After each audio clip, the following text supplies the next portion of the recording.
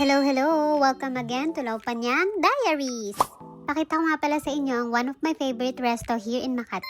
Sa rooftop nga pala ito ng City Garden Hotel, one of the oldest hotel here in Makati. If you know, you know. Nabalita to dati sa TV. Created nga pala itong restaurant sa 32nd floor. So first come, first serve nga pala ito dahil hindi sila nag-a-accept ng reservation not unless naka-check-in ka sa mismong hotel. Ganda ng ambience at ang daming afam. Wow! Very lively din dahil sa city life. So ito nga pala yung menu nila guys. So hindi ganun kamahal ang prices nila and pwede nyo rin i-check online ang prices in advance. And online payment is accepted. Ito nga pala yung in-order kong drink, sangria. Pa-sweet lang, masarap siya pero mahihilo ka lang ng very light later. Nag-order din kami ng chicken wings and masarap siya and yung fries niya. Mating na din yung in-order naming steak na lulutuin sa bato. Pero hindi yung alam mong bato ha, cooking stone to sis.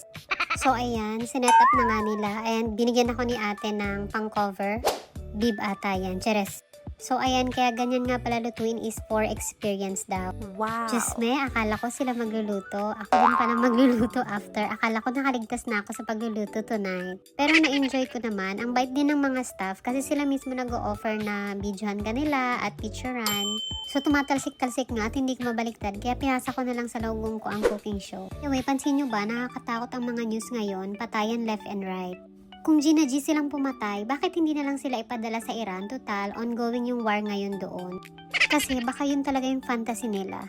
Suggestion ko lang naman yun. So, ang sarap nga pala ng steak nila and yung sauce. Hindi ko alam kung anong tawag dun. Basta yung nasa gitna na nagustuhan ko. Nag-order din kami ng cake to celebrate our small win. Chares. Nga pala yung view. Naubusan kasi kami ng upuan dyan kanina. Alam niyo naman, first come, first serve. O diba, ang ganda. New York! So, tapos na nga pala kaming kumain dito. Iniisip ko na lang kung bakit lahat ng picture ng logong ko ay blurred. Diyos ko! May swimming pool din sila dito sa rooftop na exclusive for guests na mga naka-check-in sa hotel. Wow! Flex nga rin pala tong top ko from TikTok. Naandyan po sa yellow basket sa baba. Click nyo lang po. O diba, ang lakas makasosyal, ang klase niya, and mura lang siya. Ang ganda din sa pic, and ang lakas makasexy, in fairness.